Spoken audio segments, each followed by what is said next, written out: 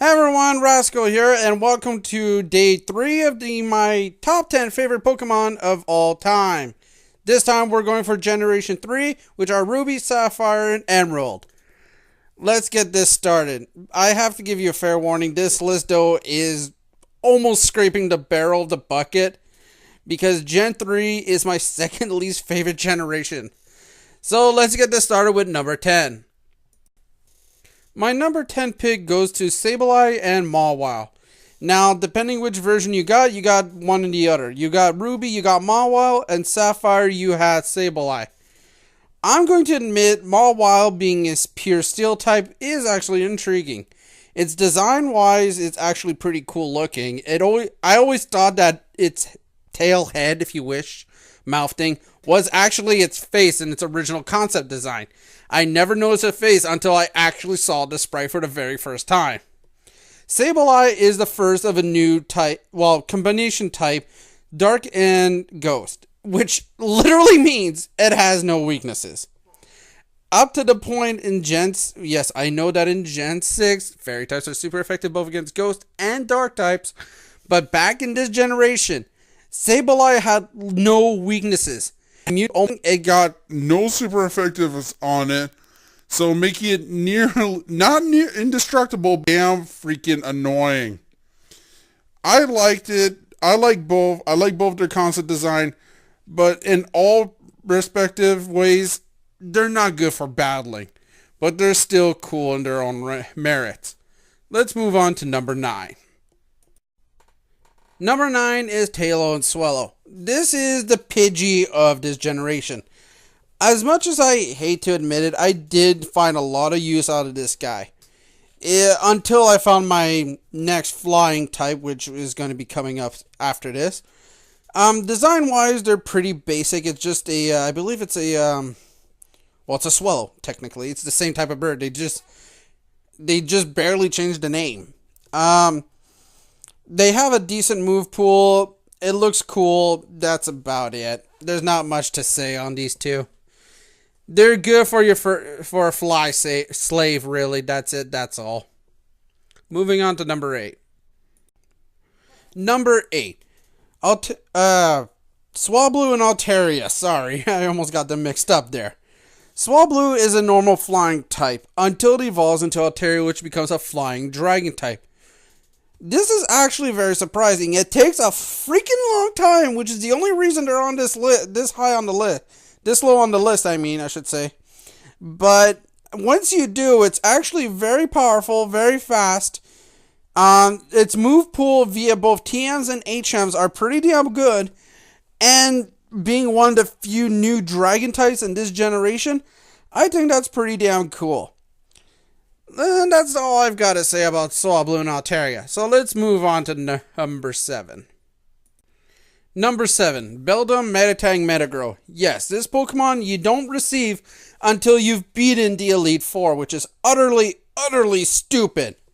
But Beldam, when it starts out, it only has the move Takedown until you reach level 21 and evolves into Meditang. At this point, even there before that, Beldam is a Steel Psychic type. Again, one weakness, and it's fire, and this thing can take it down itself with its psychic attacks. Still in Gen 3, psychic type Pokemon were somewhat a little overpowered. I say somewhat loosely because by this time we had a few resistance and as well as a complete counterbalance, which was dark. I actually like this. This supposedly, and I remember Metagrow's Pokedex entry, is that it's smarter than a goddamn supercomputer. It has 4 brains. Yeah. Anyways, I like its design-wise. Design-wise, I like this thing. And also, it has a very decent move pool. Very cool design.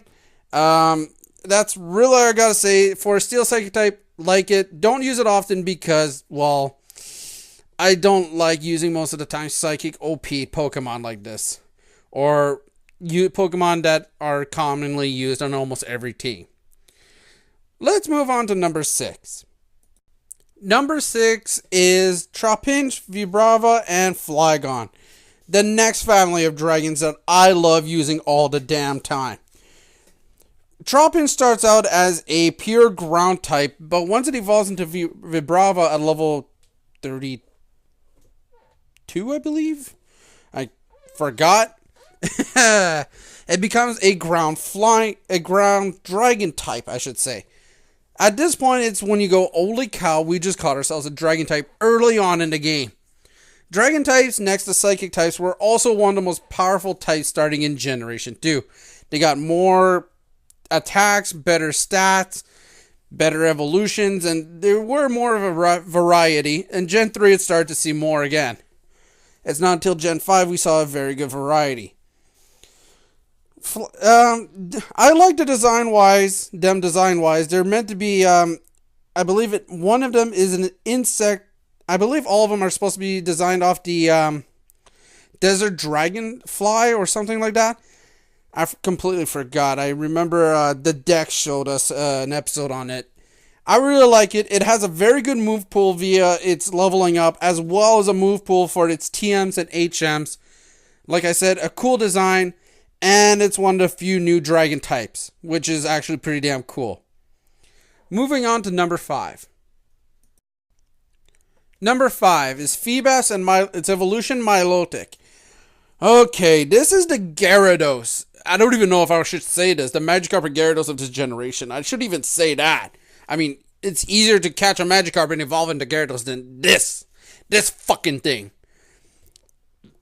Every goddamn new generation seems to have a new way to evolve Phoebus into Milotic nowadays. Seriously. In Gen 2, and I believe also in Gen 4, you had to get its beauty up high enough and let it grow one level. Gen 5, you have to get a scale and trade it. Fuck you. Sorry. I had to get that out of the way. If you manage to catch a Phoebus and evolve into Milotic, congratulations. You have yourself one of the most powerful water types in this generation. Next to the legendary Kyogre, but since there's, like I said in my startup video on Sunday, there is no legendary in this list. Phoebus and Milotic. Phoebus, like Magikarp, learns little to nothing. It learns, I believe, Tackle, Flail, and something else. And I believe it learns Splash also. Evolving into Milotic, it learns a variation of moves. Can learn Recover, Miracle, Surf. It has a good move pool. Hell, it has a better move pool than Magikarp and Gyarados. So, yeah. Bitch to get and to evolve, but dear God, if you have the patience and time, well worth it. Let's move on to number 4. I've lost it long enough on this one. Number 4. Torchic, Blaziken, and Blaziken. Okay, if you're wondering, wait, up to this point, you haven't put, you've only put one specific of the starter in Kanto and in this one. Why not all 3 in all the generations? Well, mostly because I've only played the game enough times to get a feel for certain starters. Very rarely I'm going to start with the fire type because, most of the time your first gym is going to kill your fire type. But not for Torchic and its evolution line. Torchic is a pure fire type. When it evolves into Combusken, it becomes a fire fighting, which is actually awesome. There's the joke of it's a fire fighting chicken thing. I mean, seriously, this thing just looks cool in its design. Torchic is really cute. Combusken is okay, and Blaziken just looks like a badass. I'm sorry. Fiery wrist fistings, and it looks like it's going to utterly kill you. Blaziken is a very powerful physical fighter. Depending on which version you bought, if you bought Sapphire, you're going to have a little more hard time because you're facing all the water type trainers. If you bought Ruby, you're going to have an easier time, but even in Sapphire, after you get to the Elite Four, it's going to be a piece of cake. It'd pretty much be a piece of cake when you get there. So yeah, Torchic, Skin, and Blaziken. Firefighting chicken thing, but one of the coolest starters in this generation. Moving on to number 3. Number 3, Shuppet and Banette. This is the exclusive to Sapphire. I played Sapphire. I don't mind Dust Clops and Dust Skull, I believe, or I probably reversed them. Dust Skull and Dust Clops, or whatever. I probably reversed their evolution, but I'm going to say this. Shuppet and Banette were meant to be a physical ghost type attacker. And it's about goddamn time we got one too. For those not in the know, back in from Generation 1 to Generation 2, the types were split into special or physical. Ghost was a physical type. Ghosts didn't have much offensive power, say special. Gengar was one of the few, but you would have to teach him special type attacks, like ice type attacks, psychic attacks, fire types attacks. While Banette here, on the other hand, was a physical attacker, and Shadow Ball was a physical type move. It made it better. It made this Pokemon even more wanted for me, especially since I used it a lot on my teams. The downfall is that it's a pure ghost type, meaning it's weak only to ghost. Not really a downfall, but it has no defense and HP to back it up. That's its problem. But still, nonetheless, like the design of both, Shuppet looks more like a little thing you do on Halloween, while Banette just looks like a demonic hell spawn. I'm sorry. That's Shuppet and Banette. Let's move on to my number 2. Number 2. Aron, Lairon, and Aggron. Oh, these I love. These guys I adore. I have them every time on any generation that has them afterwards. I had one on my team. A rock steel type. Yes, it's quad weak, I know, to fighting. And it has double weakness to fire. Ground and water. But still, you don't need to send it out against those types. I really like the design-wise. Aron just starts out like this little, thing. Then it evolves into Lairon, a much bigger, more menacing monster. And then Aggron looks like a freaking, not a Triceratops, but close enough. I really like the design-wise, and as well as I like everything about them. It's really cool looking. It has very good move pool, both in HMs, TMs, and it's leveling up.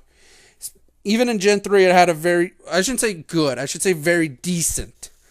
It was really decent. I used it throughout the entire game, wiped the floor with almost everything. This thing was meant to be a physical wall as well as a physical attacker, and that's what I made it out to be. Aron, Lairon, Aggron, I used them through the Elite Four. I kicked ass. I'm happy with them, and I love them to death. Let's move on to my number 1. And my number 1 is Ralts, Curly, and Gardevoir. Now, I know what a lot of you are thinking. Oh my god, this is your number 1? Are you sure this isn't on this list for another reason? No. Ralts can be caught very, very early in the game, between the second town and the third town. Yes, I'm not lying. This is how early you can catch a psychic type. Yes, it knows teleport like Abra and will probably flee, but still, if you manage to catch this, you got yourself a very damn good offensive psychic type. I like them via design-wise. They're human enough to say, okay, I get the point where they're going with, but they still have that Pokemon, that monster look and feel to them that makes them stand out. The design, like I said, the design is actually pretty cool. Ralts, it looks like a little child. Curly looks like the teenage years. And Gardevoir looks like the mature motherly years. I like that feel. It's really cool. It makes them stand out. Move pool was actually very good. I'm not going to say the best things in psychic types I've ever seen, but very good. It can learn a variety of psychic, ice, fire type moves.